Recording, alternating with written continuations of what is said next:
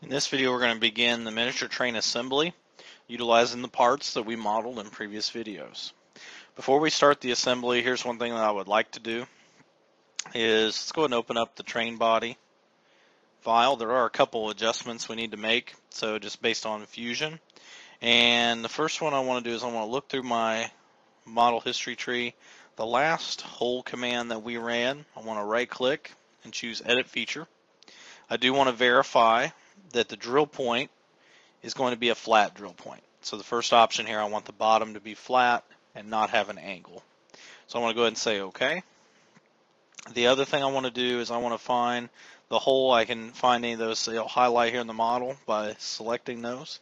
But the 4 axle holes, I want to right click on that hole feature and say Edit Feature. And then I want to scroll down and I want to make sure I have modeled unchecked. And I want to say OK. So just making sure before we get into the assembly, these features are going to be easy for us to make the assembly a little bit easier. So sometimes with the threaded holes, the joints have an issue trying to find the direct center of the hole. With the bitmap image put on the threads there, it's going to make it a little bit easier. We can always go back and change that later if needed. I'm going to go ahead and choose Save.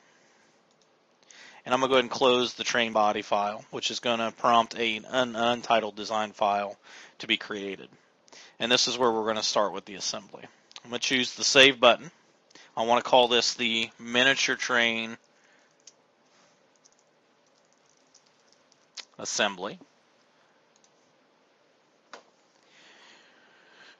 From here, now I'm able to insert files into this assembly design file that I've created.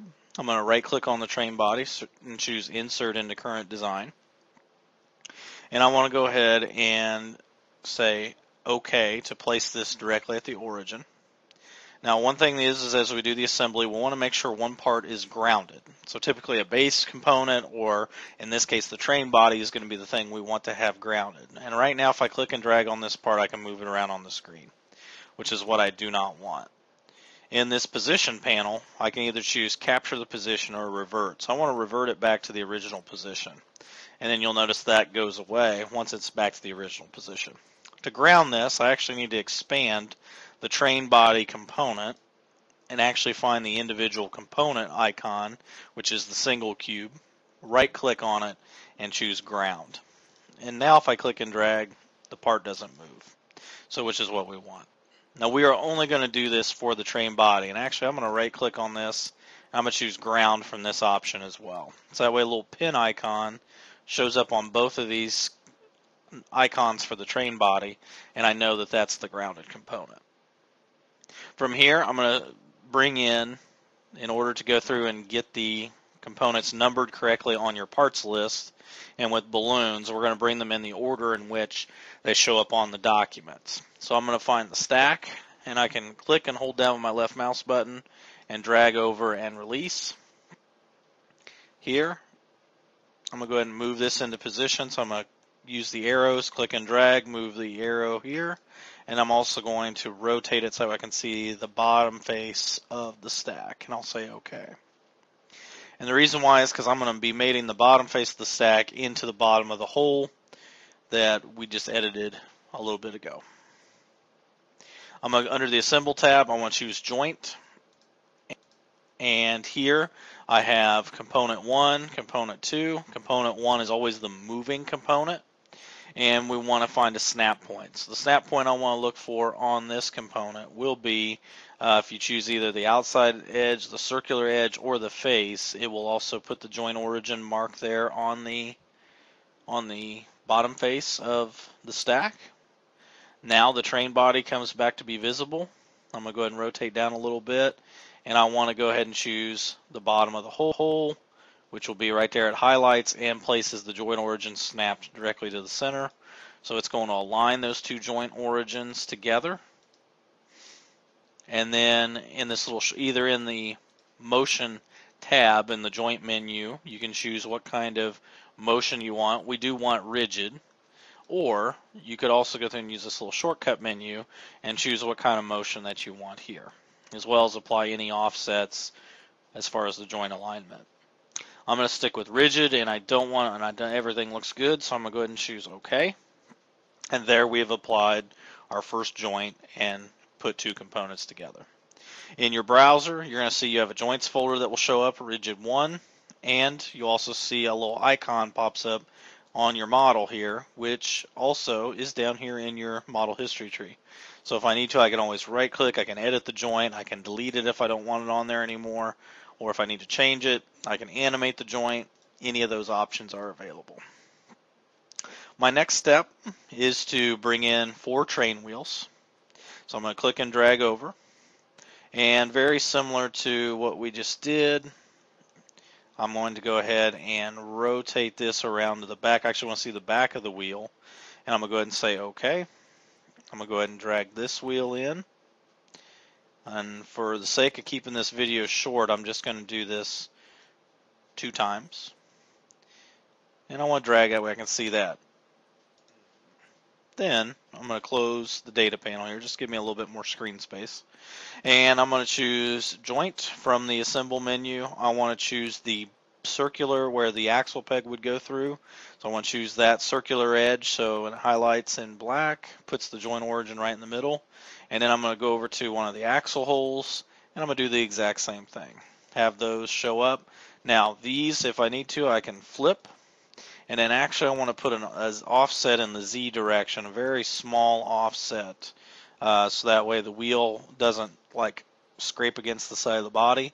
I want to do a 0.01 offset. Now you're going to notice that it actually moved the wheel in closer to the body, so I may have to go through and put a negative offset.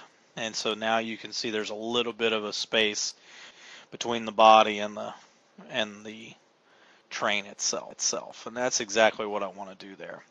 Now, I also want to change the motion. I'm going to do from the little shortcut menu, choose revolute, and the wheel is going to go through and be spinning. Maybe backwards, maybe forwards. It doesn't really matter right now.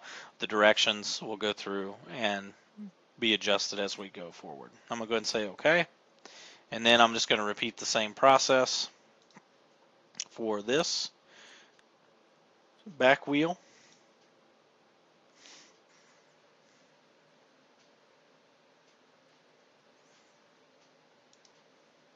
And there we go.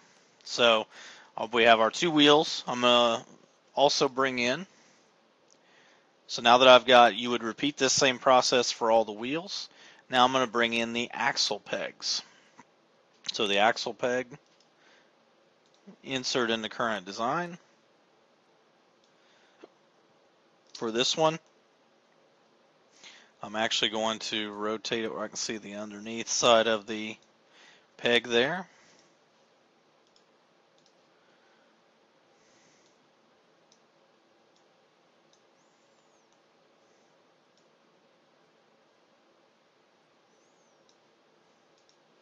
And for this step, I'm actually going to hide the wheels. So I'm over here in my browser, clicking on the eyeball, and I'm going to go ahead and joint.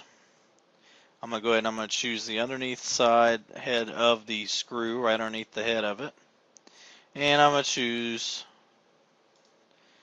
the axle. Let me try that one more time. And I want to choosing, there you go, there's the outside one. So here's what may happen. It will be a rigid joint, but also I need to flip it. And actually I'm going to set in an offset of, we need to apply a 0.01, and then the thickness of the train wheel is 0.25. So I need to do a 0.26. For me, I got to do negative. And then that way I can go through, I can see a little bit of the thread sticking out, which is fine. But there is going to be my axle peg being put in there, because that's how this is going to be, is the axle peg's going to the body, and then